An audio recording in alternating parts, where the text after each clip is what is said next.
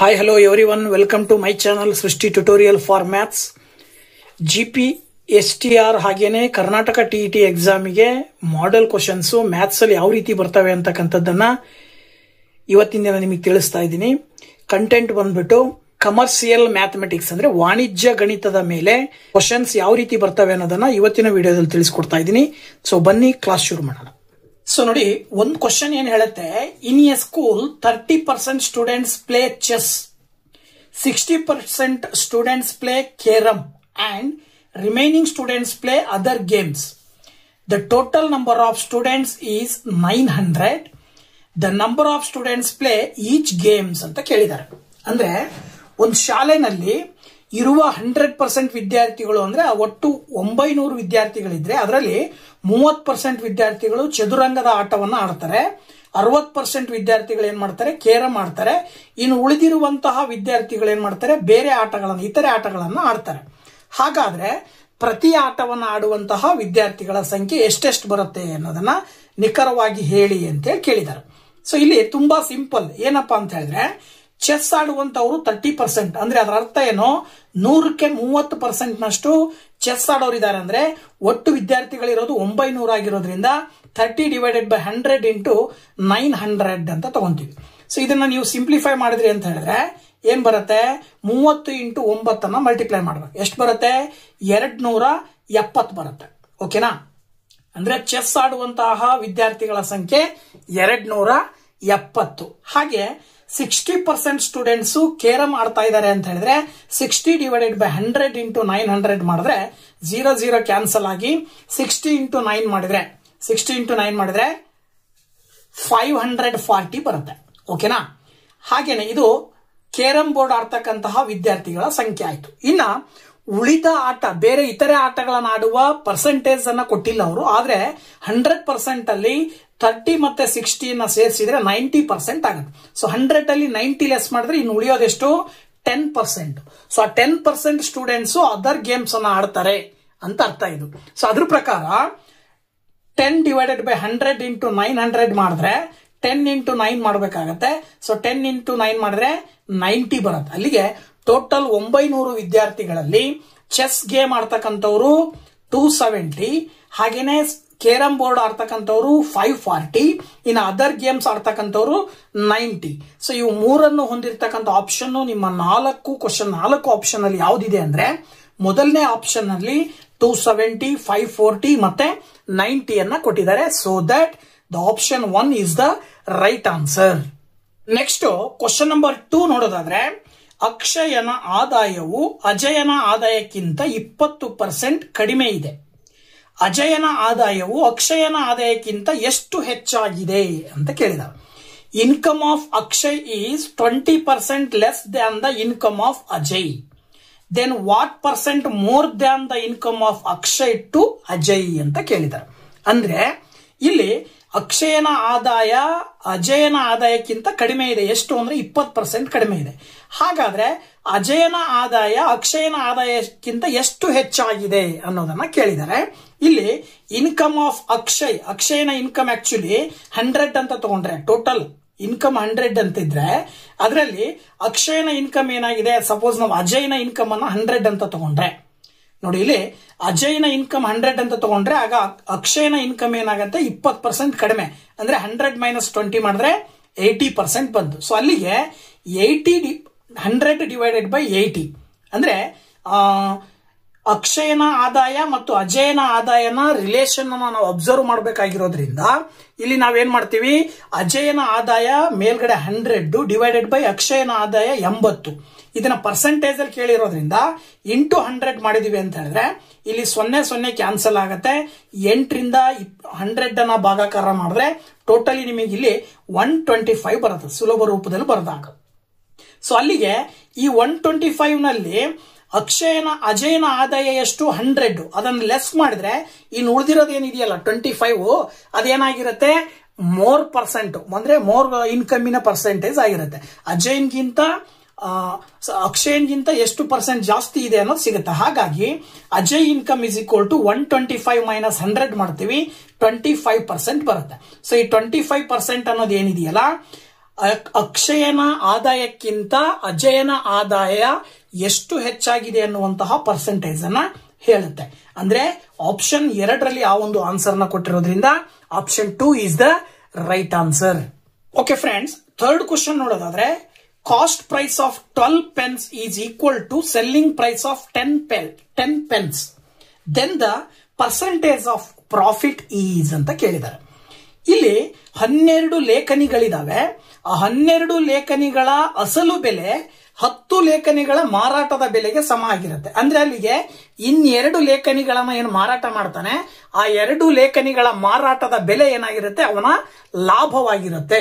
ಹಾಗಾದ್ರೆ ಆ ಲಾಭವನ್ನ ನೀವು ಪರ್ಸೆಂಟೇಜ್ ಅಲ್ಲಿ ಹೇಳ್ರಿ ಅಂತ ಕೇಳಿದ್ದಾರೆ. ಸೊ ಪರ್ಸೆಂಟೇಜ್ ಅಲ್ಲಿ ಹೇಳಬೇಕು ಅಂತ ಹೇಳಿದ್ರೆ ನೋಡಿ, ಇಲ್ಲಿ ಅವರೇ ಹೇಳೋ ಪ್ರಕಾರ 12 ಇಂಟು ಕಾಸ್ಟ್ ಪ್ರೈಸ್, 12 ಪೆನ್ಗಳ ಕಾಸ್ಟ್ ಪ್ರೈಸ್ 10 ಪೆನ್ಗಳ ಸೆಲ್ಲಿಂಗ್ ಪ್ರೈಸ್ಗೆ ಸಮ. ಅಂದ್ರೆ 12 into CP is equal to 10 into SP ಅಂತ ತಗೊಳ್ಬಹುದು. ಅಲ್ಲಿಗೆ ಪರ್ಸೆಂಟೇಜ್ ಪ್ರಾಫಿಟ್ ಕಂಡುಹಿಡಿಯಲಿಕ್ಕೆ ನಮ್ಮ ಹತ್ರ ಸೂತ್ರ ಬರುತ್ತೆ. ಏನು ಪರ್ಸೆಂಟೇಜ್ ಪ್ರಾಫಿಟ್ ಅಂತ ಹೇಳಿದ್ರೆ selling price minus cost price divided by cost price ಅಂತ ಹೇಳ್ತೀವಿ ನಾವು. ಸೆಲ್ಲಿಂಗ್ ಪ್ರೈಸ್ ಅಂತ ಹೇಳ್ತೀವಿ. ಅದ್ರ ಪ್ರಕಾರ 12 ಮೈನಸ್ 10 ಡಿವೈಡೆಡ್ ಬೈ 10 ಇಂಟು 100 ಮಾಡಿದ್ರೆ ಪ್ರಾಫಿಟ್ ಪರ್ಸೆಂಟೇಜ್ ಸಿಗುತ್ತೆ. ನೋಡಿ, ಇಲ್ಲಿ 12ರಲ್ಲಿ 10 ಕಳೆದ್ರೆ ನಿಮಗೆ 2 ಡಿವೈಡೆಡ್ ಬೈ 10 ಇಂಟು 100 ಅಂತ ತಗೊಳ್ತೀರಿ. 10ರಿಂದ 100 ಅನ್ನ ಬಾಕ್ಸ್ ಇದ್ರೆ 10 ಬರುತ್ತೆ. ಸೊ ದಟ್ 2 ಇಂಟು 10 ಮಾಡಿದಾಗ ನಿಮಗೆ ಎಷ್ಟು ಬರುತ್ತೆ, 20% ಬರುತ್ತೆ. ಅಂದ್ರೆ ಅವನಿಗೆ ಆದಂತಹ ಲಾಭಾಂಶ 20%. ಅಂದ್ರೆ ಒಂದು ಪೆನ್ ಅನ್ನ ಮಾರಿದಾಗ ಅವನಿಗೆ 10% ಲಾಭ ಸಿಗುತ್ತೆ. ಸೊ ಅವನು ಎಕ್ಸ್ಟ್ರಾ ಬೆಲೆಗೆ 2 ಪೆನ್ ಅನ್ನ ಮಾರಾಟ ಮಾಡಿರೋದ್ರಿಂದ ಆ 2 ಪೆನ್ನಿನ ಮಾರಿದಾಗ ಬಂದಂತ ಲಾಭವನ್ನ ಪರ್ಸೆಂಟೇಜ್ ಅಲ್ಲಿ ಹೇಳಿದ್ರೆ 20% ಅಂತ ಹೇಳ್ಬೋದು. So that option 3 is the right answer. Next fourth question ನೋಡೋದಾದ್ರೆ, a dress is sold by 550 rupees after 12% discount. Then what is the cost price of a dress ಅಂತ ಕೇಳಿದ್ದಾರೆ. ಅಂದ್ರೆ ಒಂದು ಉಡುಪಿದೆ, ಆ ಉಡುಪನ್ನ 12% ರಿಯಾಯಿತಿಯನ್ನ ನೀಡುವುದರ ಮೂಲಕ 550 ರೂಪಾಯಿಗೆ ಮಾರಾಟ ಮಾಡಿದ್ರೆ ಅದರ ನಮೂದಿತ ಬೆಲೆ ಎಷ್ಟು ಅಂತ ಕೇಳಿದ್ದಾರೆ. ಅಂದ್ರೆ ಡಿಸ್ಕೌಂಟ್ ಮಾಡಿರೋದ್ರಿಂದ ಈಗ 550 ರೂಪಾಯಿ ಮಾರಿದ್ದಾರೆ ಅಂದ್ರೆ ಅದಕ್ಕಿಂತ ಜಾಸ್ತಿ ಬೆಲೆಯನ್ನ ನಮೂದಿತ ಬೆಲೆ ಹೊಂದಿರುತ್ತೆ. ಸೊ ಎಷ್ಟು ಅಂತ ಕೇಳಿದ್ದಾರೆ ಅವರು. ಸೊ ನಾವು ನಮೂದಿತ ಬೆಲೆಯನ್ನ ಕಂಡುಹಿಡಿಬೇಕು ಅಂದ್ರೆ ಡಿಸ್ಕೌಂಟ್ ಆಕ್ಚುಲಿ 12% ಕೊಟ್ಟಿದ್ದಾರೆ. ಅಲ್ಲಿಗೆ ನಾವು ಸಪೋಸ್ ಏನಾದ್ರೂ ಮಾರಾಟದ ಬೆಲೆ 100 ರೂಪೀಸ್ ಆಗಿತ್ತು ಅಂದ್ರೆ ಅದರಲ್ಲಿ ಡಿಸ್ಕೌಂಟ್ ಅನ್ನ ಕಳೆದ್ರೆ 88 ಏನಿದೆಯಲ್ಲ ಇದು ನಮೂದಿತ ಬೆಲೆ ಆಗತ್ತೆ. ಓಕೆನಾ? ಸೊ ಅಲ್ಲಿಗೆ ನಮೂದಿತ ಬೆಲೆ 100 ಇದ್ದಾಗ ಮಾರಾಟದ ಬೆಲೆ ಆಕ್ಚುಲಿ ಎಷ್ಟು ಬರುತ್ತೆ, 88 ಬರುತ್ತೆ. ಈ ನಮೂದಿತ ಬೆಲೆನಲ್ಲಿ ಡಿಸ್ಕೌಂಟ್ ಅನ್ನ ಕಳೆದಾಗ ಮಾರಾಟದ ಬೆಲೆ ಸಿಗುತ್ತೆ ನಮಗೆ. ಅಲ್ಲಿಗೆ 88 ರೂಪಾಯಿ ಮಾರಾಟದ ಬೆಲೆಗೆ ನಮೂದಿತ ಬೆಲೆ 100 ಆದ್ರೆ 550 ರೂಪಾಯಿ ಎಷ್ಟಾಗತ್ತೆ ಅನ್ನೋದನ್ನ ನಾವು ಈ ರೀತಿನಲ್ಲಿ ಏನ್ ಮಾಡಬಹುದು, ಸಂಬಂಧವನ್ನ ಕಲ್ಪಿಸಿಕೊಂಡು ನಾವು ಲೆಕ್ಕ ಮಾಡಿದಾಗ ನಮಗೆ ಆನ್ಸರ್ ಸಿಗುತ್ತೆ. So 100 divided by 88 into 550. ಇದರ ಅರ್ಥ ಕ್ಲಿಯರ್ ಆಗಿ ತಿಳ್ಕೊಳ್ರಿ. ನಮೂದಿತ ಬೆಲೆ 100 ರೂಪಾಯಿ ಇತ್ತು, ಅದಕ್ಕೆ 12% ಡಿಸ್ಕೌಂಟ್ ಅಂದ್ರೆ 12 ರೂಪಾಯಿ ಲೆಸ್ ಮಾಡಿದ್ರೆ 88 ರೂಪಾಯಿ ಆಯ್ತು. ಅಂದ್ರೆ ಇಲ್ಲಿಗೆ 88 ರೂಪಾಯಿ ಮಾರಾಟದ ಬೆಲೆ ಯಾವಾಗ ಆಗತ್ತೆ ಅಂದ್ರೆ 100 ರೂಪಾಯಿನ ನಮೂದಿತ ಬೆಲೆಯನ್ನ ಹೊಂದಿದಾಗ. ಹಾಗಿದ್ಮೇಲೆ 88 ರೂಪಾಯಿ ಮಾರಾಟದ ಬೆಲೆಗೆ 100 ರೂಪಾಯಿ ಆದ್ರೆ 550 ರೂಪಾಯಿ ಮಾರಾಟದ ಬೆಲೆಗೆ ನಮೂದಿತ ಬೆಲೆ ಎಷ್ಟು ಅಂದ್ರೆ ಇಲ್ಲಿ ನಾವು ಇದನ್ನ ಸುಲಭ ರೂಪಕ್ಕೆ ತಂದಾಗ ನಮಗೆ ಆನ್ಸರ್ ಬರುತ್ತೆ. ಏನ್ ಬರುತ್ತೆ ಅಂತ ಹೇಳಿದ್ರೆ 100 ಡಿವೈಡೆಡ್ ಬೈ 88 ಇಂಟು 550. ಇದನ್ನ ಸುಲಭ ರೂಪದಲ್ಲಿ 88 ಇಂದ ನಾವು ಇದನ್ನ ಡಿವೈಡ್ ಮಾಡ್ತಾ ಬಂದಾಗ 4ರಿಂದ ಸಪೋಸ್ ಡಿವೈಡ್ ಮಾಡಿದ್ರೆ 4 2 8 4 2 8 ಬರುತ್ತೆ. ಇಲ್ಲಿ 4 25 ಬರುತ್ತೆ. ಹಾಗೇನೆ 11 2 22 11 5 50 ಬರುತ್ತೆ. ಸೊ 25 ಇಂಟು 50 ಮಲ್ಟಿಪ್ಲೈ ಮಾಡಿದ್ರೆ ಎಷ್ಟು ಬರುತ್ತೆ, 0 5 5 25 5 2 10 2 12 1250 ಡಿವೈಡೆಡ್ ಬೈ ಈ 2. ಸೊ 1250 2ರಿಂದ ಭಾಗಾಕಾರ ಮಾಡಿದ್ರೆ 625 ಬರುತ್ತೆ. ಅಂದ್ರೆ ಅಲ್ಲಿಗೆ ಆಪ್ಷನ್ 2ರಲ್ಲಿ ಇರ್ತಕ್ಕಂಥ ಉತ್ತರವನ್ನ ಆಯ್ಕೆ ಮಾಡಬೇಕಾಗತ್ತೆ. ಅಂದ್ರೆ 625 ರೂಪಾಯಿ ಬೆಲೆಯನ್ನ ಹೊಂದಿರುವ ಒಂದು ಉಡುಪನ್ನ 12% ಡಿಸ್ಕೌಂಟ್ ನ ಮುಖಾಂತರ ಮಾರಾಟ ಮಾಡಿದ್ದು ಎಷ್ಟು ರೂಪಾಯಿಗೆ, ಅವನು 550 ರೂಪಾಯಿಗೆ ಅಂತೇಳಿ ನಾವು ತಿಳ್ಕೋಬಹುದು.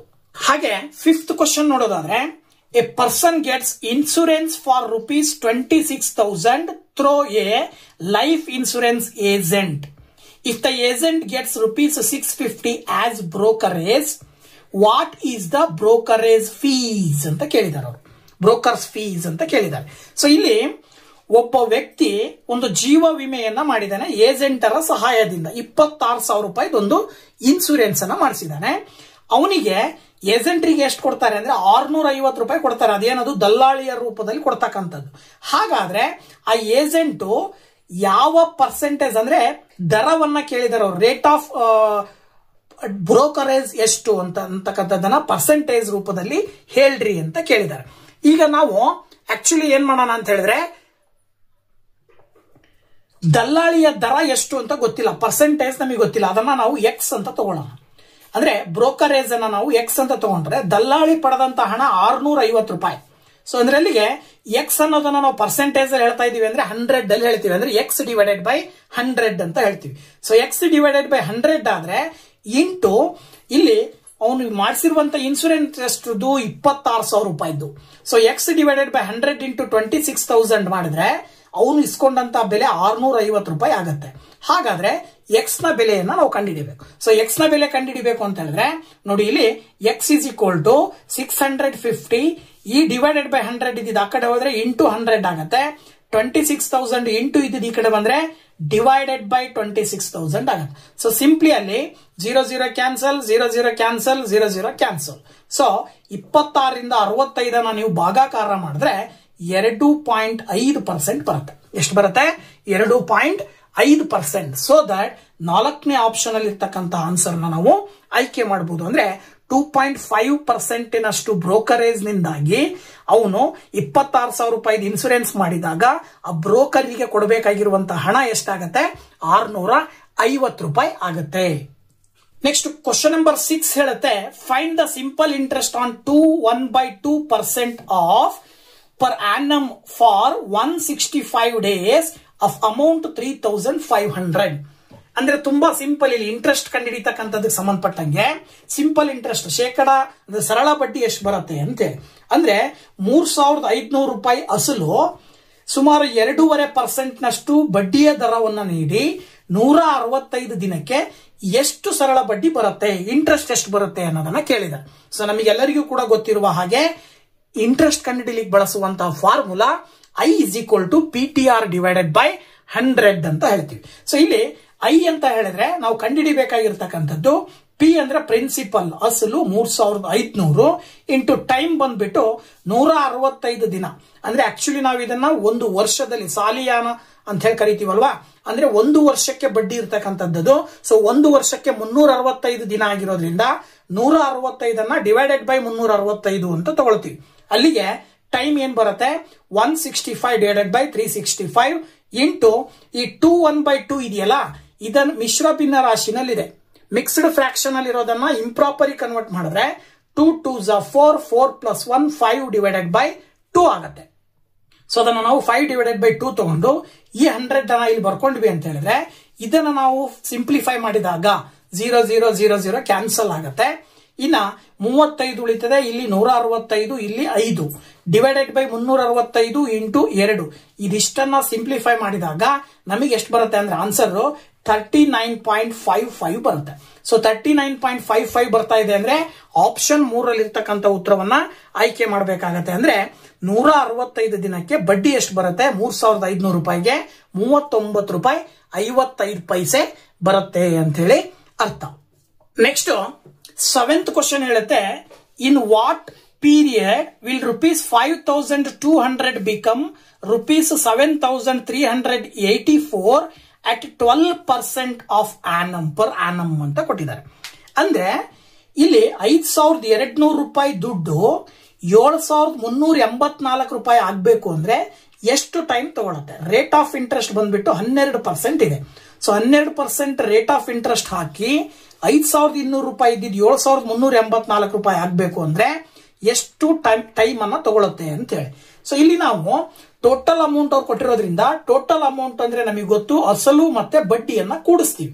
ಅಂದ್ರೆ ಪ್ರಿನ್ಸಿಪಲ್ P + I ಮಾಡಿದ್ರೆ 7,384 ಅಂತ ಕೊಟ್ಟಿದ್ದಾರೆ. ಸೊ ನಮಗೆ ಬಡ್ಡಿ ಬೇಕಲ್ವಾ, ಎಷ್ಟು ಬಡ್ಡಿ ಆಗಿದೆ ಅಲ್ಲಿ ಅಂತ ನೋಡೋದಾದ್ರೆ ಈ 7,384 ಟೋಟಲ್ ಅಮೌಂಟ್ ನಲ್ಲಿ ಪ್ರಿನ್ಸಿಪಲ್ ಅನ್ನ ಕಳಿಬೇಕು. ಸೊ ಕಳೆದಾಗ ನಮಗೆ 2,184 ರೂಪಾಯಿ ಏನ್ ಬರ್ತಾ ಇದೆ, ಇದು ಬಡ್ಡಿ. ಸೊ ಅಲ್ಲಿಗೆ ನಾವು ಸುಲಭವಾಗಿ ಫಾರ್ಮುಲಾಗೆ ಅಪ್ಲೈ ಮಾಡಬಹುದು. I is equal to PTR divided by 100. So I is equal to PTR divided by 100 ಅಂದ್ರೆ ಅಲ್ಲಿ ಇಂಟ್ರೆಸ್ಟ್ ನಮಗೆ ಇಲ್ಲಿ ಸಿಕ್ಕಿದೆ 2184. That is equal to P ಅಂತ ಹೇಳಿದ್ರೆ ಕೊಟ್ಟಿದ್ದಾರೆ 5200 ಟೈಮ್ ಟಿ ಅನ್ನ ಕಂಡುಹಿಡಿಯಬೇಕು ಇಂಟು 12 ಅಂತಕ್ಕಂಥದ್ದು ಏನಿದು ರೇಟ್ ಆಫ್ ಇಂಟ್ರೆಸ್ಟ್. ಓಕೆನಾ, ಡಿವೈಡೆಡ್ ಬೈ 100. ಸೊ ಈಗ ಇಲ್ಲಿ ನಿಮಗೆ ಟೈಮ್ ಬೇಕು ಅಂತ ಹೇಳಿದ್ರೆ ಈ ಮೂರು ಟರ್ಮ್ಸ್ ಅನ್ನ ಲೆಫ್ಟ್ ಸೈಡ್ ಕಳಿಸಿದಾಗ ನ್ಯೂಮರೇಟರ್ ಡಿನಾಮಿನೇಟರ್ ಏನಾಗುತ್ತೆ ಉಲ್ಟಾ ಆಗುತ್ತೆ. ಅಂದ್ರೆ ಇಲ್ಲಿ 5200 ಡಿವೈಡೆಡ್ ಬೈ ಬರುತ್ತೆ, 12 ಕೂಡ ಡಿವೈಡೆಡ್ ಬೈ ನಲ್ಲಿ ಬರುತ್ತೆ. ಇನ್ನು ಈ 100 2184 ನ ಪಕ್ಕದಲ್ಲಿ ಇಂಟು ಹಾಕಿ ಬರ್ಕೊಳ್ತೀವಿ. ಸೊ ಈಗ 0000 ಕ್ಯಾನ್ಸಲ್ ಆದ್ರೆ ಇಲ್ಲಿ ಉಳಿದಿರೋದು ನಿಮಗೆ 2184 ಡಿವೈಡೆಡ್ ಬೈ 52 ಇಂಟು 12. ಸೊ ಇದಿಷ್ಟನ್ನ ಸಿಂಪ್ಲಿಫೈ ಮಾಡಿದಾಗ ಇದಿಷ್ಟನ್ನ ಸುಲಭ ರೂಪಕ್ಕೆ ತಂದ್ರೆ ನಮಗೆ ಇದಿಷ್ಟನ್ನ ಸಿಂಪ್ಲಿಫೈ ಮಾಡಿದಾಗ ನಮಗೆ 3.5 ಬರುತ್ತೆ. ಈ 3.5 ಅಂದ್ರೆ ಇದರ ಅರ್ಥ ಏನಪ್ಪಾ ಅಂದ್ರೆ 3 ವರ್ಷ 6 ತಿಂಗಳು ಅಂತ ಹೇಳಿ. ಏನು 3 ವರ್ಷ 6 ತಿಂಗಳು ಅಂತ ನಾವು ತಗೊಂತೀವಿ. ಅಂದ್ರೆ ಒಂದು ವರ್ಷದಲ್ಲಿ 12 ತಿಂಗಳಾದ್ರೆ 0.5 ಅಂತ ಹೇಳಿದ್ರೆ 12 ತಿಂಗಳಿನ ಅರ್ಧ 6 ತಿಂಗಳು. ಸೊ ಅಂದ್ರೆ 3 ವರ್ಷ 6 ತಿಂಗಳು. ಸೊ 5200 7384 ಆಗ್ಲಿಕ್ಕೆ ಸುಮಾರು 3 ವರ್ಷ 6 ತಿಂಗಳು ಬೇಕಾಗತ್ತೆ. ಇದನ್ನ ಇಲ್ಲಿ ನಿಮಗೆ ಕೊಟ್ಟಿರುವ ಆಪ್ಷನ್ ಗಳಲ್ಲಿ ನೋಡೋದಾದ್ರೆ 3.5 ವರ್ಷ ಅಂತ ಕೊಟ್ಟಿದ್ದಾರೆ. ಸೊ 4ನೇ ಆಪ್ಷನ್ ಅನ್ನ ಈ ಒಂದು ಕ್ವಶನ್ ಗೆ ಆನ್ಸರ್ ಅಂತ ಹೇಳಿ ಸೆಲೆಕ್ಟ್ ಮಾಡಬಹುದು. Next 8th question, A principal doubles in 8 years, find the rate of interest ಅಂತ ಕೇಳಿದ್ದಾರೆ. ತುಂಬಾ ಸಿಂಪಲ್. ಒಂದು ಅಮೌಂಟ್ ಇದೆ, ಆ ಅಮೌಂಟ್ 8 ವರ್ಷಗಳ ನಂತರ ಡಬಲ್ ಆಗುತ್ತೆ. ಫಾರ್ ಎಕ್ಸಾಂಪಲ್ 100 ರೂಪೀಸ್ ಇದ್ರೆ ಅದು 8 ವರ್ಷದ ನಂತರ 200 ರೂಪೀಸ್ ಆಗುತ್ತೆ. ಹಾಗಿದ್ಮೇಲೆ ಅವ್ರು ಏನ್ ಕೇಳಿದ್ದಾರೆ, ರೇಟ್ ಆಫ್ ಇಂಟ್ರೆಸ್ಟ್ ಎಷ್ಟಿರುತ್ತೆ, ಬಡ್ಡಿಯ ದರ ಎಷ್ಟು ಅಂತ ಕೇಳಿದ್ದಾರೆ. ಸೊ ನೋಡಿ, ನಮಗೆ ಸಪೋಸ್ ಅಸಲನ್ನ ನಾವು ಎಕ್ಸ್ ಅಂತ ತಗೊಳ್ಳೋಣ, ಎಷ್ಟು ಅಂತ ಗೊತ್ತಿಲ್ಲದೆ ಇರೋದ್ರಿಂದ.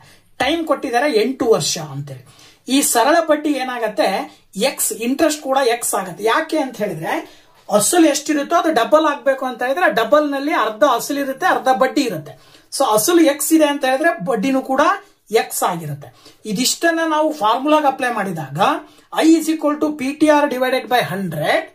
ದಟ್ ಈಸ್ I ಅಂದ್ರೆ ಎಕ್ಸ್, P ಅಂದ್ರೆ X into 8 into R divided by 100. So ಇದರಲ್ಲಿ ರೇಟ್ ಆಫ್ ಇಂಟ್ರೆಸ್ಟ್ ಬೇಕಾಗಿರೋದ್ರಿಂದ ಈ ಎಕ್ಸ್ ಇಂಟು 8 ಅನ್ನು ಆ ಕಡೆ ಕಳಿಸಿದ್ರೆ ಡಿವೈಡೆಡ್ ಬೈ 8 ಇಂಟು ಎಕ್ಸ್ ಆಗುತ್ತೆ. ಈ 100 ಈಕ್ವಲ್ ಇಂದ ಆ ಕಡೆ ಹೋದ್ರೆ ಇಂಟು 100 ಆಗುತ್ತೆ. ಈಗ ನೀವು ಎಕ್ಸ್ ಕ್ಯಾನ್ಸಲ್ ಮಾಡಬಹುದು.